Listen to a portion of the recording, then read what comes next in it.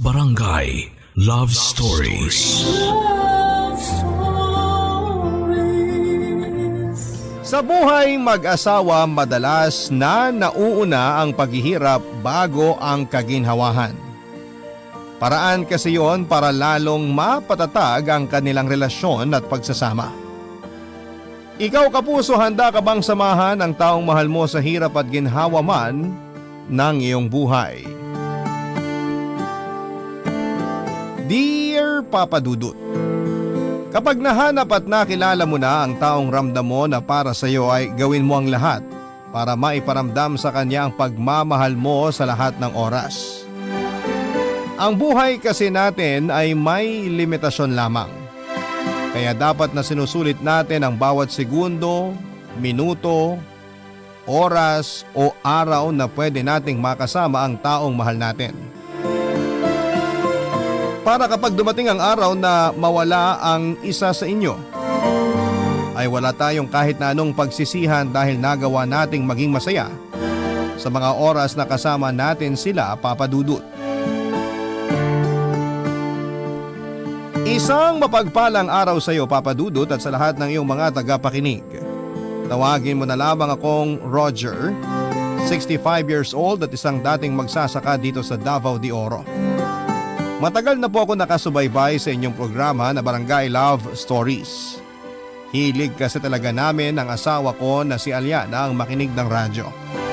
At ikaw talaga, Papa Dudut, ang pinaka-paborito naming DJ sa lahat.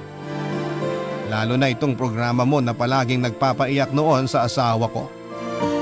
Mababaw kasi ang luha niya, kaya naman kapag madrama ang inyong kwento ay mabilis siyang napapaluha. At minsan niya ring nabanggit noon na sana'y marinig niya ring binabasa ninyo ang kwento naming dalawa. Papa Dudut, nakilala ko si Aliana sa isang fiestahan dito sa aming lugar. Nabighani ako sa ganda niya, kaya nakipagkilala kaagad ako sa kanya. Nalaman ko din noon na kaibigan siya ng isang kasamahan ko na magsasaka din. Kaya nagpatulong ako sa kanya para mapalapit kay Aliana. Naglakas loob na rin po ako noon na ligawan siya, Papa Dudut. At hindi po naging madali ang lahat dahil masungit ang tatay ni Aliana. Pero ginawa ko ang makakaya ko para makuha ang loob at tiwala ng mga magulang niya. At pagkalipas ng isang taon na panliligaw ay sinagot na rin niya ako, Papa Dudut. Malapit na rin ako sa pamilya ni Aliana noon at botong-boto talaga silang lahat sa akin. Kaya nasa amin ang buong suporta nila noong panahong yon, Papa Dudut. Kaya nang nagpakasal na nga kami ni Aliana ay lahat sila ay naging masaya. Kaya nga lang, Papa Dudut, ay hindi kaagad kami biniyayaan ng anak ng asawa ko. Nang magpatingin kami sa doktor ay pareho naman daw kaming walang diferensya. Kailangan lang daw talaga namin na maghintay at iwasan ang stress para makabuo na kami ng anak. At noon nga ay napatunayan ko na walang hindi ibibigay sa atin ng Diyos. Basta marunong tayong magdasal at maghintay para sa kanyang tamang oras. Dahil pagkalipas ng 5 taon na paghihintay namin mula nang makasal kami, ipinagbuntis na rin ni Aliana ang magiging anak namin noon, Papa Dudut.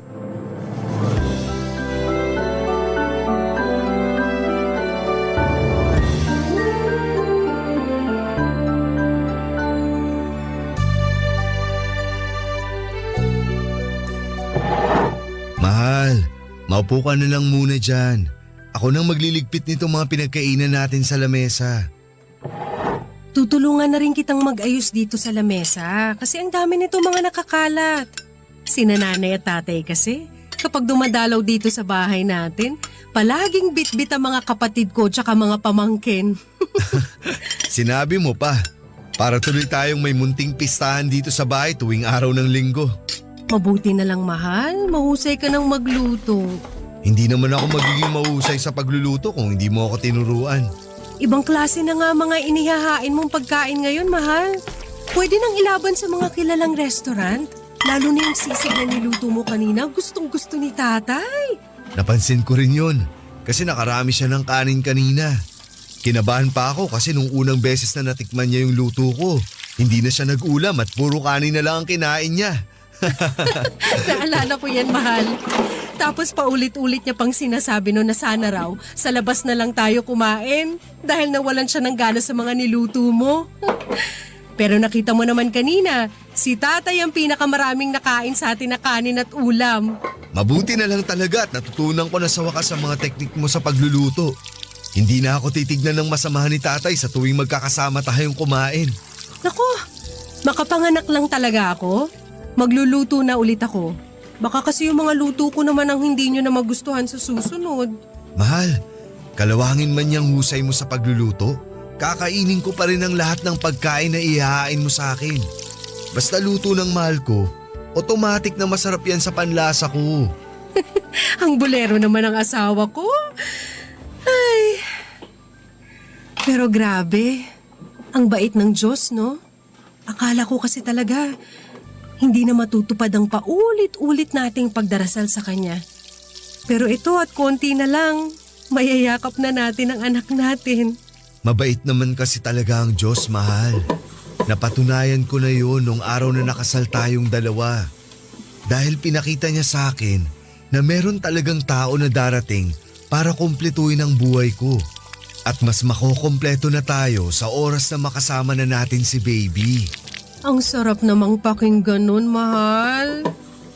Pero tama ka. 2 buwan na lang at matatawag na rin tayong isang kompletong pamilya. Ay, excited na talaga ako na medyo kinakabahan. Oh, bakit ka naman kinakabahan? Eh ako yung mga anak. Iniisip ko lang, mahal, na mauna pa akong himatayin sa'yo dahil sa kaba at pagkataranta ko. Nako, yan ang wag na wag mong gagawin, ha? Dahil kailangan ko ng masasabunutan habang umiiri na ako sa loob ng ospital. Hala, kailangan ko na palang magpagupit ng buhok para hindi masyadong masakit ang magiging pagsabunot mo sa akin. Sira ka talaga. Ay, sana talaga maging maayos ang lahat sa panganganak ko. Lalo na ngayon na lampas 30 na ang edad ko. Magiging maayos yan, mahal. Dahil araw-araw kong pinagdarasal na sana maging ligtas ka at ang magiging anak natin. Magtiwala lang tayo sa Diyos. Hindi niya tayo pababayaan. At ibibigay niya sa atin ang oras na to para maging isang kompleto at masayang pamilya na tayo. Papa Dudut, lumaki ako na malayo sa totoong pamilya ko. Ang kwento sa akin ng kinalakang kong lola ay pinaampun ako sa kanya ng mga magulang ko noong 1 taong gulang pa lamang ako. Hindi na raw kasi ako kayang buhayin at alagaan ng mga magulang ko. 15 taong gulang naman ako nang mamatay ang lola ko na nag-alaga sa akin. Pero hindi ko na rin hinahanap pa ang tunay kong pamilya. At nang makasal kami ni Aliana ay nangako ako noon sa simbahan, sa asawa ko at pati na rin sa sarili ko na hindi ko hahayaan na magkahiwa-hiwalay kami ng magiging pamilya ko. Gagawin ko ang lahat para manatili kaming buo at magkakasama sa hirap at ginhawa. Nang magdalang taon na nga ang asawa ko, Papa Dudut, ay sobra-sobra na talaga akong nagpapasalamat sa Poong May Kapal noon.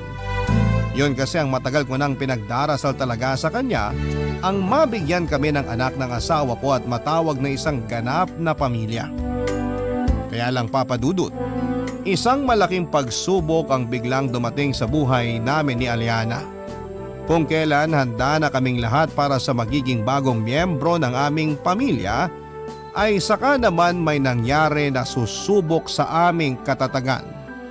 Ang pinakahihintay naming araw noon na inaasahan naming magiging pinakamasaya sa buhay naming mag-asawa ay siya palang magiging pinakamalungkot na alaala namin ni Aliana.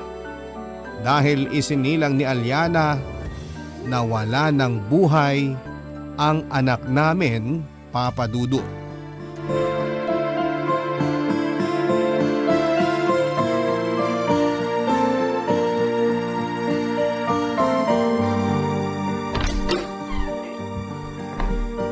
Gising ka na pala, mahal. Medyo kagigising ko lang din. Nasaan pala si nanay? Nandito siya sa bahay kanina bago ako umalis para i-check yung mga tanim nating gulay sa bukid. Nagpaalam siya na uuwi lang daw muna sa kanila sandali. Dahil baka walang nag-aasikaso sa mga pamangkin ko. Alam mo naman ang kapatid ko, tanghali na kumagising. Mahilig din kasi magpuyat yon, pero hindi naman gumigising ng maaga. May uwi nga pala akong pinya dito. Bigay ng pinsan mo na nakasalubong ko kanina. Matamis daw to, kaya sigurado ako na magugustuhan mo. Babalatan ko na para ito na lang muna ang kainin mo. Mamaya na lang, mahal. Wala pa rin naman akong ganang kumain. Gusto mo ba na ipagtimpla na lang kita ng mainit na kape? Ayoko, mahal. Gatas, baka mas gusto mo yun. Hindi na. Wala pa talaga akong ganang kumain o uminom ng kahit na ano. Mamaya na lang siguro. Sige, ikaw ang bahala. Alam mo, mukhang okay talaga yung pataba sa lupa na binigay ng tatay mo. Kasi ang ganda ng bunga ng mga pananim nating gulay. Mukhang pag-aagawan na naman sa atin yun ng mga suki natin sa palengke. Mahal, may uwi rin pala akong buko dito. Ito na lang muna ang inumin mo para mas masustansya sa katawan. Wala namang dahilan para maging malakas pa ang katawan ko eh. Walang dahilan para ingatan ko pa ang sarili ko. Ano bang sinasabi mo, Aliana? Siyempre kailangan mo pa rin maging malakas at masigla. Para saan pa? Roger, hindi ko lang kasi maintindihan. Naging maingat naman ako noon. Sinunod ko lahat ng payo ng doktor sa atin. Huminto ako sa pagtatrabaho, palagi lang ako nandito sa bahay at lahat ng bawal hindi ko ginawa. Pero bakit kailangang mawala pa rin ang baby natin? Aliana, alam kong mahirap at mabigat pa rin tong pangyayari sa buhay natin. Pero mag-iisang buwan na ang nakakaraan mula nung mailibing si baby. Kaya kailangan nating tanggapin na wala na siya sa atin. Siguro, hindi pa talaga to ang oras para makasama natin siya. Pero bakit nga? Bakit hindi pa binigay ng Diyos ang oras na to para makasama natin siya ng mas matagal? Roger, hawak na natin siya eh. Nayakap na natin si baby. Pero hindi man lang natin narinig ang pag-iyak niya kahit 10 segundo lang. Bakit kailangan na lumabas siya sa akin nang hindi man lang niya nagawang huminga kahit ilang segundo? Hindi ko maintindihan eh. Bakit ba kailangan kaagad niyang mawala mula sa atin? Mahina ang puso ng anak natin. Yun ang sabi ng doktor, di ba? At kung sakali man na nabuhay siya nung araw na pinanganak mo siya, baka mahirapan lang din daw siya. Dapat ako na lang ang nawala eh. Dapat si baby na lang ang nabigyan ng pagkakataon na mabuhay sa mundong to. Dapat ako na lang ang kinuha ng Diyos dahil wala rin namang dahilan para mabuhay ako ngayon. Huwag mong sabihin yan, Aliana. Dahil nandito pa rin ako sa tabi mo. Kasama mo pa rin ako at pilit akong lumalaban sa araw-araw para sa'yo. Pilit ako nagpapakatatag para pwede mo akong kuhanin ng lakas mo. Kasalanan ko kasi to. Kasalanan ko kung bakit nawala ang baby natin. Kung naging mas maingat lang sana ako sa pagbubuntis ko, hindi siya mawawala sa atin. Hindi mamamatay ang anak natin, Roger. Walang may kasalanan sa atin, Aliana. Ginawa natin ang lahat para maging maayos ka hanggang sa araw na manganganak ka na. Kaya lang wala talaga eh. Hindi pa ito ang oras para makasama natin siya. Pero sa ngayon nakikiusap ako. Pilitin mong magpakatatag. Pilitin mong maging malakas kahit para sa akin lang. Kasi kapag nawala ka, ako naman ang mawawalan ng dahilan para mabuhay. Kaya please, huwag mo akong iwan. Dahil hindi ko na alam ang mangyayari sa akin kapag ikaw naman ang nawala sa buhay ko.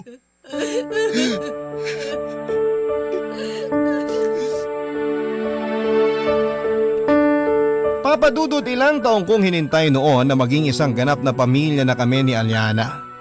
Nangako ko na kahit simple lamang ang buhay namin ay hindi ko hahayaan na maghirap ang pamilya ko. Gagawin ko ang lahat para maging masaya ang bawat araw na magkakasama kami. at ipaparamdam ko sa mag-ina ko na hindi namin kailangan ng maraming pera para maging masaya kami. Simpleng buhay para sa simpleng kasiyahan. Marami na akong plano noon para sa pamilya ko, Papa Dudut. At alam ko na ganoon din si Aliana. Kaya nga hindi ko siya masisisi kung labis siyang nasaktan dahil sa pagkawala ng baby namin. Lalo na at siya ang nagdala kay baby sa kanyang sinapupunan sa loob ng 9 na buwan. Nakita ko kung gaano siya naging maingat sa kanyang pagbubuntis, kaya naiintindihan ko na sa aming dalawa ay siya talaga ang mas nasaktan sa pagkawala ng anak namin. Pero hindi rin naman kami pwedeng habang buhay na makulong sa lungkot, Papa Dudut. Kahit na nahihirapan din ako sa sitwasyon namin noon ay pinilit kong magpakatatag para pwede akong kuhanan ng lakas ng asawa ko at para na rin makita niya na may dahilan pa rin siya para magpatuloy sa buhay niya. Na kailangan niyang magpalakas at maging matatag para sa akin at para sa binubuong pamilya naming dalawa, Papa Dudut. Barangay Love Stories. Barangay Love Stories. Papa Dudut, matagal ding binalot ng lungkot ang buhay at bahay naming mag-asawa. Madalas kong nakikita si Aliana na tulala o kaya naman ay umiiyak. Niyayakap niya ang mga gamit na binili namin para sa anak namin habang paulit-ulit niyang sinisisi ang sarili niya sa pagkawala ni baby. Hindi naman ako napagod na yakapin at intindihin siya, Papa Dudut. Palagi ko siyang kinakausap at niyayakap din. Palagi kong sinasabi sa kanya na may dahilan ang lahat ng nangyayari noon sa buhay namin. Palagi rin ako nagdarasal na sana ay muli nang bumalik ang dating sigla ng asawa ko. Muli namang pinakinggan ng Puong May Kapal ang dasal ko, Papa Dudut, dahil isang umaga ay nagising na lamang ako na wala na sa tabi ko si Aliana. Kinabahan pa ako noon at kaagad na lumabas ng kwarto. Pero naabutan ko siya na nasa kusina at naghahanda ng almusal para sa akin. Naiyak na rin ako ng umaga na yon, Papa Dudut. Naiyak ako dahil nakita ko ang ngiti sa mga labi ng asawa ko na matagal kong hinihintay na bumalik at makita.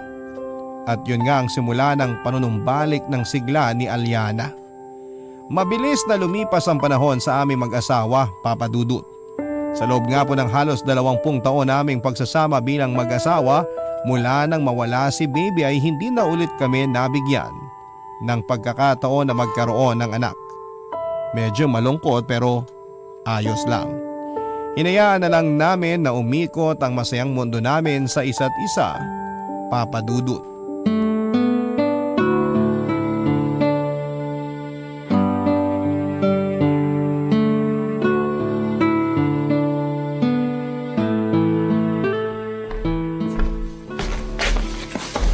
Grabe, ang daming tao sa palengke kanina, mahal.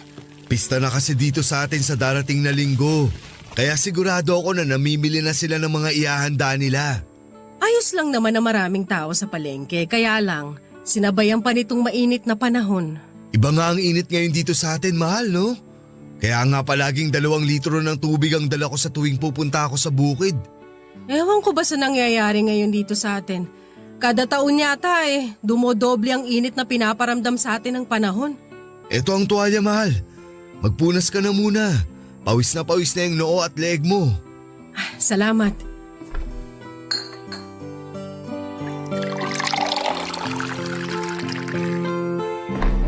Ito na rin ang baso ng tubig. Salamat uli, mahal. Ito talaga ang kanina ko pang gustong gawin. Ang uminom nitong malamig na tubig. Dapat pala sinamahan na lang kitang mamalengke. Ayos lang, mahal. Kaunti lang naman itong mga pinamili. Napagod lang ako at medyo sumakit ang ulo ko gawa ng talaga namang napakainit ng panahon. O ano palang gusto mong iluto ko para sa tanghalian natin ngayon? Ano bang meron dyan sa pinamili mo na mabilis lutuin?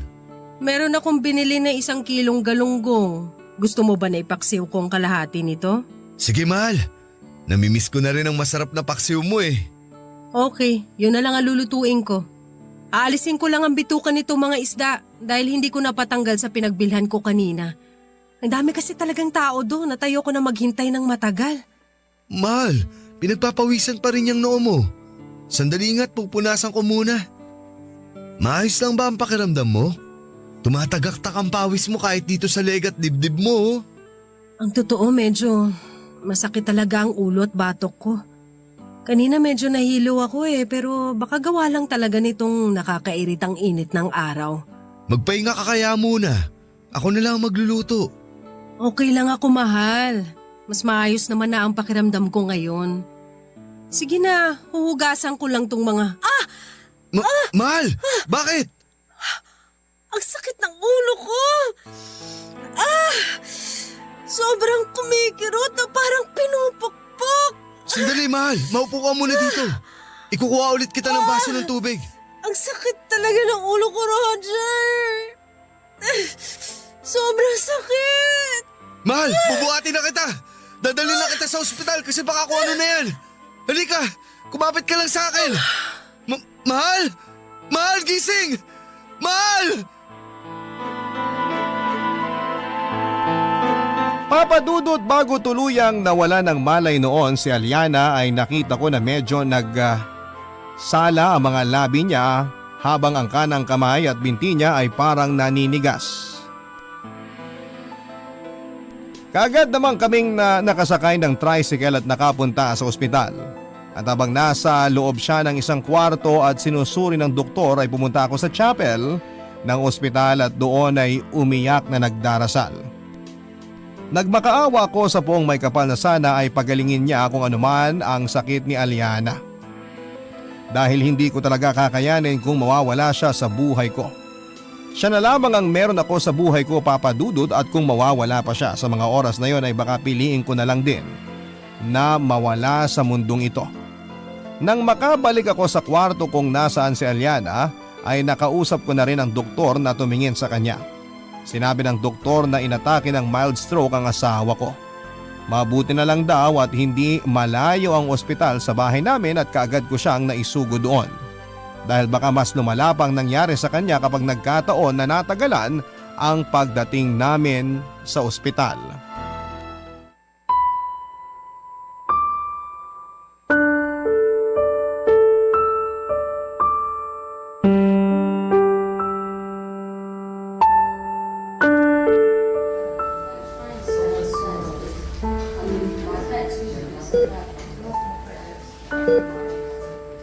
Diyos ko, salamat po at niligtas niyo ang buhay ng asawa ko sa panganib. Hindi ko po talaga kakayanin na mawala siya sa akin. Siya na lang po ang nag-iisang dahilan kung bakit ako nagpapakatatag sa mundong ito. Kung kukunin niyo po ang asawa ko, baka hindi ko na po mapigilan ang sumunod sa kanya. Kung pwede lang po sana na ako na lang ang magkasakit. Ako na lang ang ma-stroke. At ako na lang po ang bigyan niyo ng mga pagsubok. Huwag na po ang asawa ko. Dahil ayoko na po nakikita siya na nasasaktan. Akin? Bakit ba inaatake pa ako ng ganitong sakit? Magiging pabigat na naman tuloy ako sa iyo, mahal. Kahit kailan hindi ka naging pabigat sa akin. Pero ayokong hindi makakilos o makalakad ng maayos. Ayoko mawalan ng silbi sa iyo. Magiging maayos naman ang lahat at babalik ka pa rin sa dati. Yun ang sinabi ng doktor nung nakausap ko siya. Paano ang mga magiging gastos para sa maintenance na gamot ko?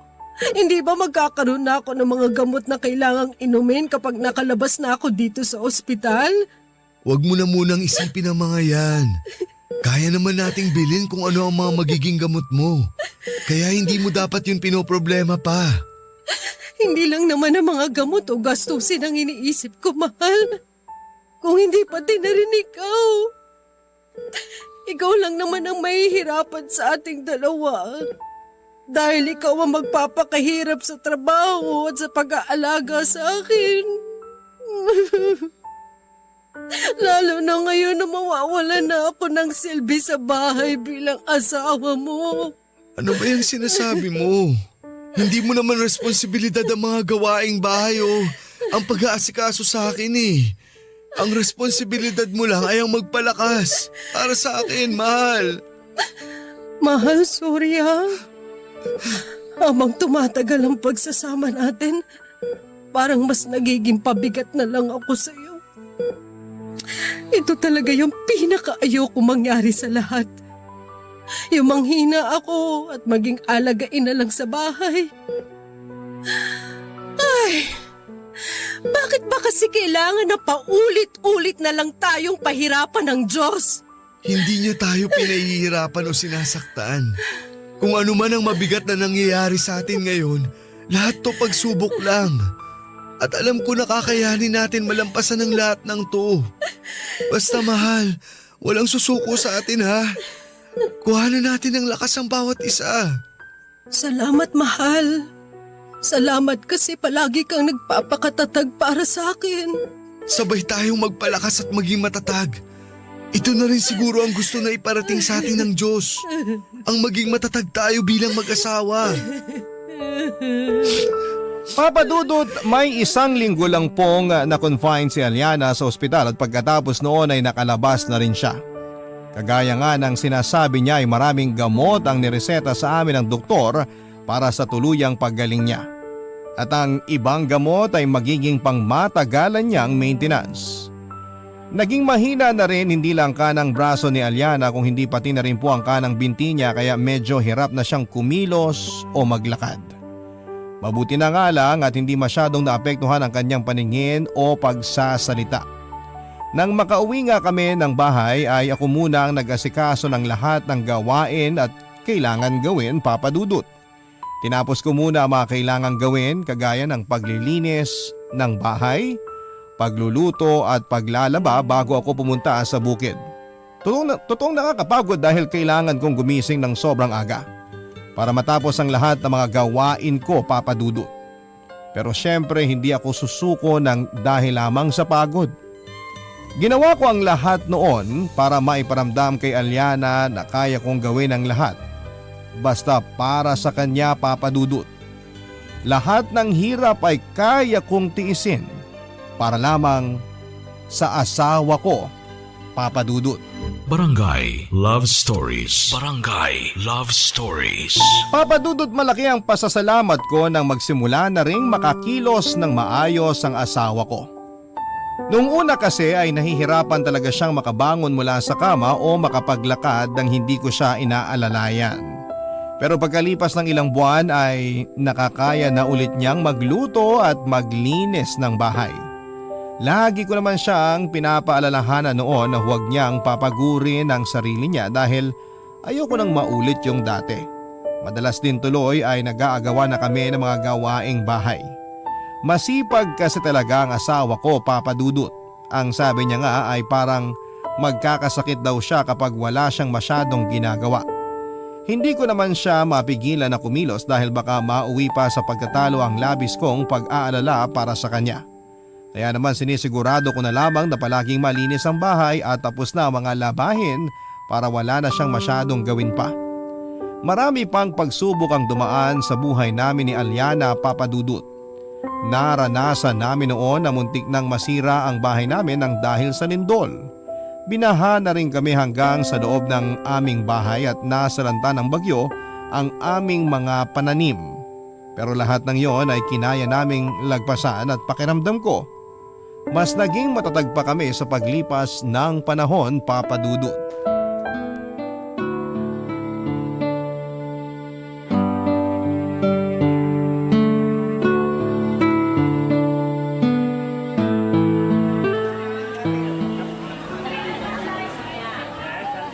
Mabuti na lang huminto na rin sa wakas ang malakas na pag-ulan dito sa lugar natin. Ilang linggo na tayong binabagyo eh. Mahal, sigurado ka ba na gusto mong sumama sa akin ngayon sa pamamalengke? Oo, mahal. Na makapaglakad-lakad naman ako ng medyo malayo at may mapuntahan na ibang lugar. Ang tagal ko na rin na walang ibang napupuntahan kundi ang bakuran natin at ang 4 na sulok ng bahay. Pwede ka naman mamasyal sa kapitbahay natin at makipagkwentuhan sa kanila. Para hindi ka masyadong naiinip kapag wala ako sa bahay. Naku, ilang araw na nga akong nasa bahay ng isang kumare natin. Mukhang nagsasawa na nga siya sa pagmumuka ko eh. Kaya mabuti niya makapamasyal naman ako sa ibang lugar. Kahit sa palengke man lang. Sa susunod, sa bukid naman ako mamamasyal para mas malayo sa bahay. Sige, ayos na sa akin yun. Basta sasamahan kita sa paglalakad mo para hindi ka mahirapan.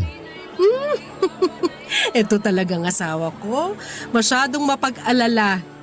Mas maayos naman na ako maglakad ngayon kesa dati.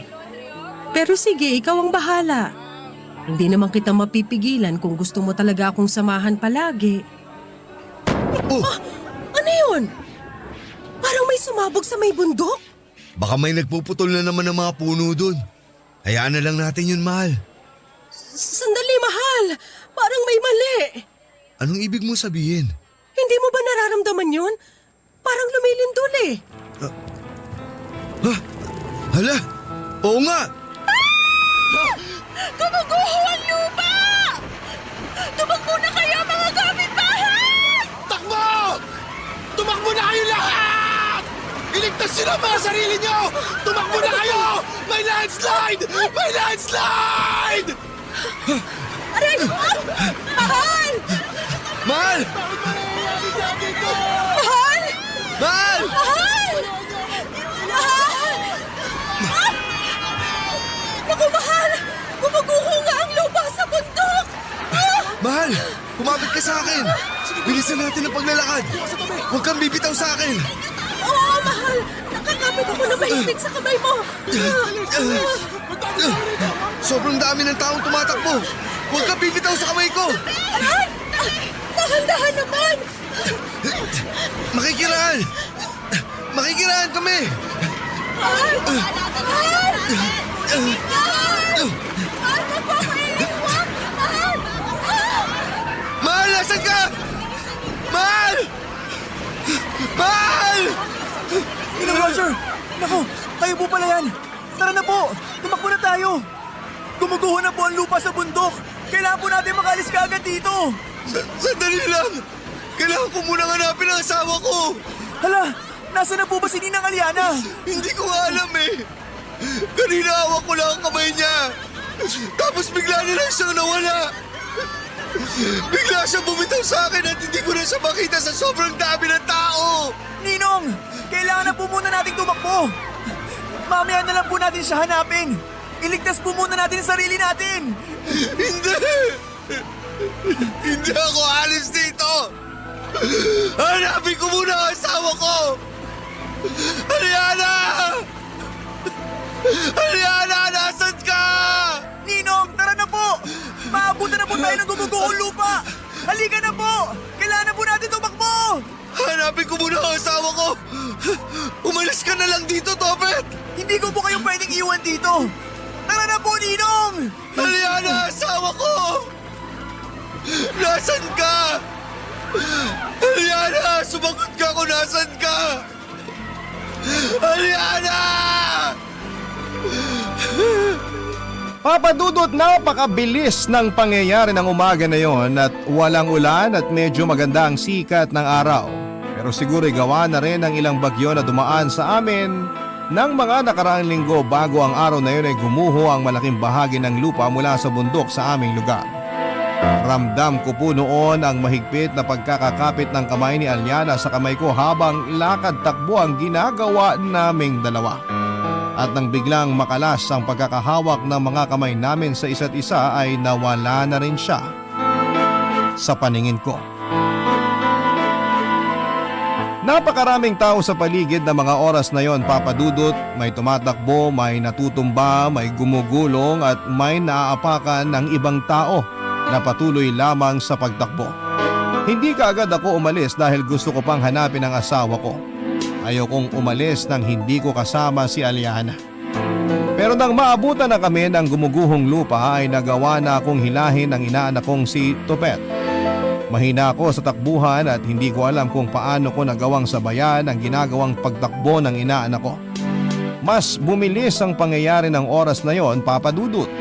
May mga nalalampasan kami noon ng mga tao na nakahandusay na sa putika na parabang wala ng buhay.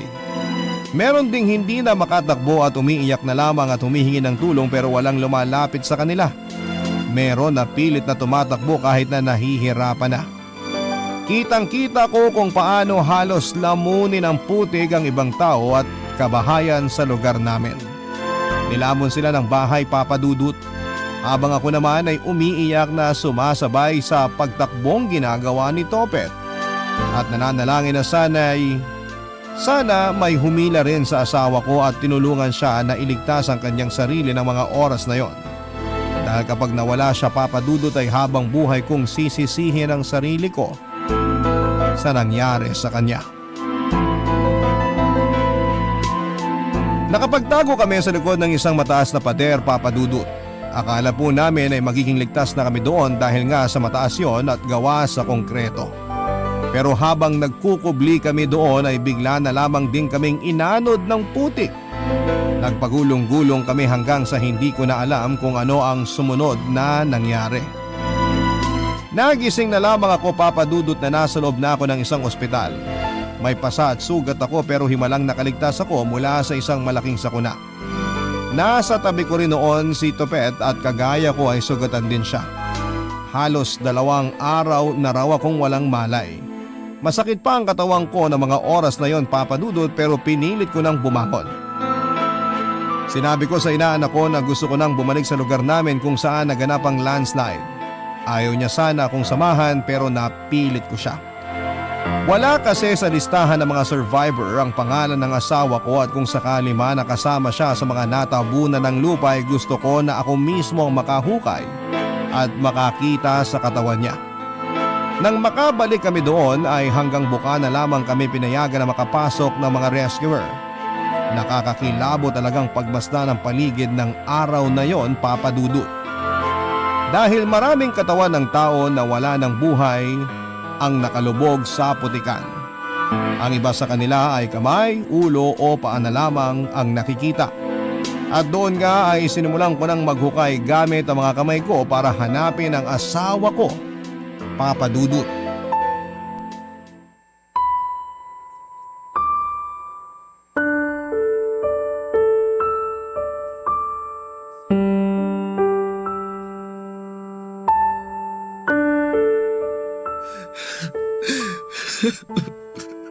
Dito kami banda nagkaiwalay ni Aliana. Alam ko dapat na nandito lang siya. Ninong, itigil niyo na po yung ginagawa niyo. Hindi ako titigil hanggat hindi ko nahanap ang asawa ko. Pero kanina pa po tayo naghuhukay sa parte na to. Ilang bangkay na rin po nahukay natin. Pero hindi pa rin po natin nakikita ang katawan ni Ninang Aliana. Topet, kung napapagod ka ng tulungan ako, umalis ka na at hayaan mo na lang ako dito mag-isa. Ninong, hayaan na lang po natin ang mga rescuer na maghanap sa katawan ni Ninang. Hindi mo talaga ako naiintindihan? Gusto ko na ako mismo ang makahanap sa katawan ng asawa ko. Gusto ko na ako ang unang makakita sa kanya. Iwanan mo na lang ako dito. Hindi talaga ako aalis dito hanggat hindi ko nahahanap si Aliana. Pero Ninong, malambot pa po kasi ang lupa dito. Baka bigla na lang po tayong lumubog. Wala akong pakialam. Basta hindi ako aalis dito. Hanapin ko muna ang asawa ko. Alam ko na nandito lang siya. Sigurado ako kasi dito kami nagkahiwalay. Nakikita niyo naman po ang paligid. Hindi talaga tayo sigurado kung dito nga po natabunan si Ninang Aliana. Kasalanan ko kasi to eh. Kung bakit kasi binitawan ko siya. Dapat tinawakan ko ng maigpit ang mga kamay ni Aliana. Kasalanan ko to, Topet. Kasalanan ko kung bakit namatay ang asawa ko. Ninong, wala po kayong kasalanan dahil walang may gusto na mangyari ang landslide na to. Pero ako pa rin ang mas malakas sa aming dalawa. Dapat ako pa rin ang gumawa ng paraan para mailigtas ang buhay niya. Ako na lang dapat ang namatay. Ako na lang dapat ang nilamon ng lupa ng buhay. Aliana, mahal ko. Patawarin mo ako. Patawarin mo ako dahil naging mahina ako. Patawarin mo ako dahil hindi kita nailigtas. Bakit? Bakit na kailangan na mangyari to? Bakit kailangan na mauna ka pang mawala sa akin? Mahal ko. Hindi ko kakayanin na mawala ka sa akin. Hindi ko kaya. Parang awa niyo na, Diyos ko. Ibalik niyo po sa akin ang asawa ko. Ibalik niyo po siya.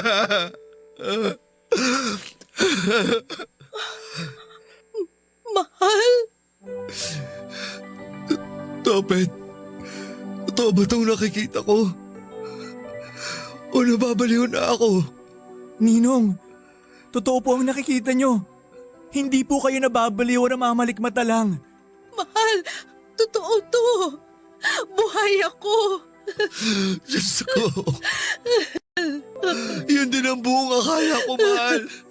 Natakot ako. Natakot ako na baka hindi na kita mayakap kagaya ngayon. Diyos ko, maraming salamat po talaga sa inyo. At binalik niyo ang asawa ko. Salamat po at tiniligtas niyo si Aliana. Mahal, sorry kung nabitawan ko ang mga kamay mo.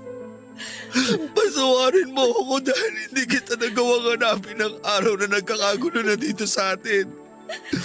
Sana mapatawad mo ako dahil kung nagkataong may hindi magandang nangyari sa'yo, sarili ko naman ang hindi ko magagawang patawarin. Ako naman ang unang napabitaw sa kamay mo, mahal. Kaya wala kang kasalanan. Magpasalamat na lang tayo dahil nagagawa pa rin nating yakapin ang isa't isa ngayon. Basta ito ang pangako ko sa'yo, mahal. Hinding-hindi ka nabibitawan ng mga kamay ko na to.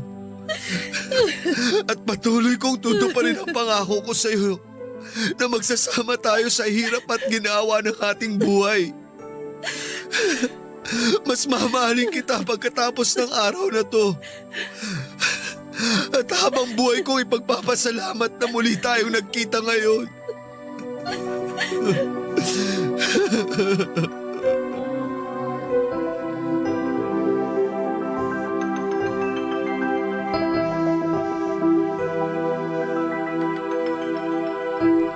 Papa Dudut, sobrang laki ng pasasalamat ko noon sa Poong May Kapal para sa muling pagtatagpo namin ni Aliana.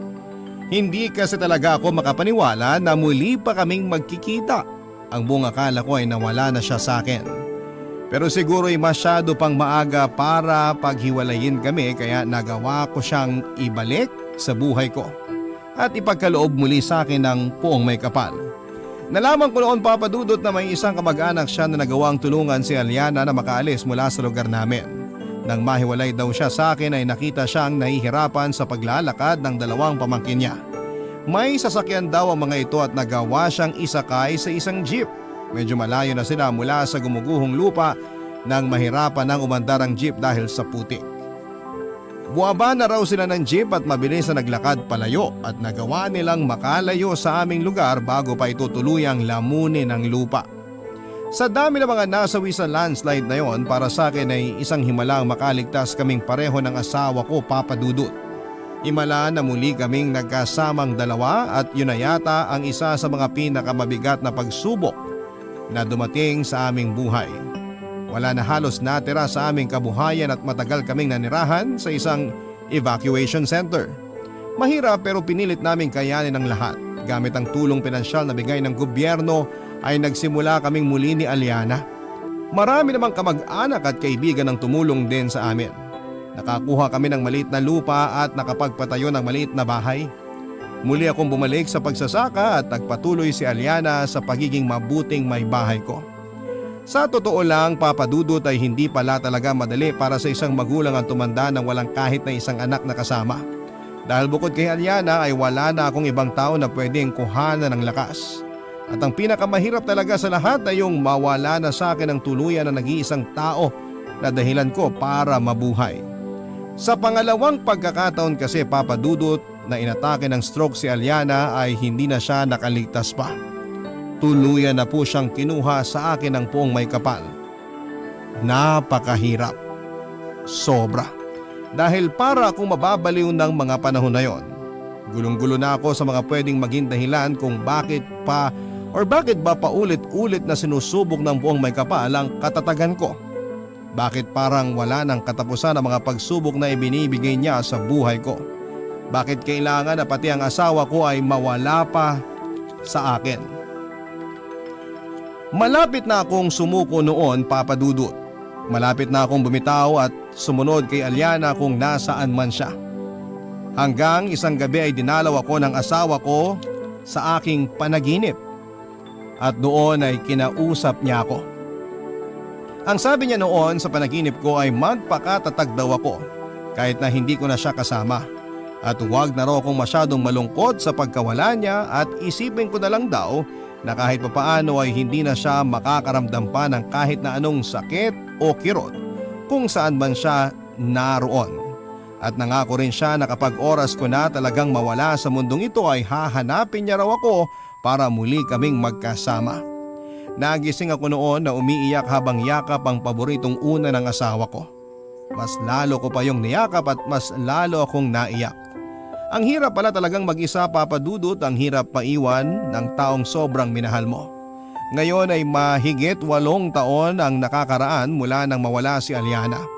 Heto ako, buhay pa at patuloy na lumalaban at nagpapakatatag.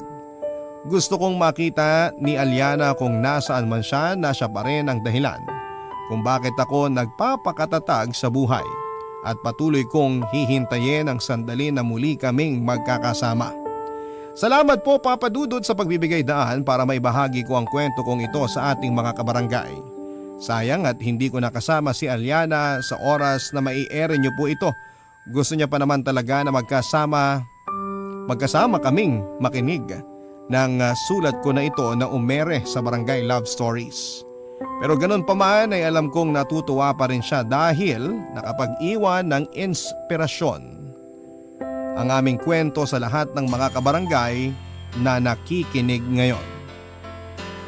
Ang inyo pong kapuso at kabarangay forever, Roger. Barangay Love Stories.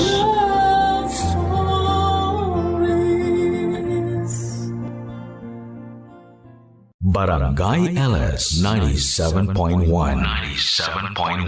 Number 1 Forever. Kabarangay, i-share mo ang iyong barangay love stories. Sabay-sabay nating pakinggan ang iyong kwento ng pag-ibig, buhay at pag-asa. Ipadala lang sa barangaylovestories@yahoo.com.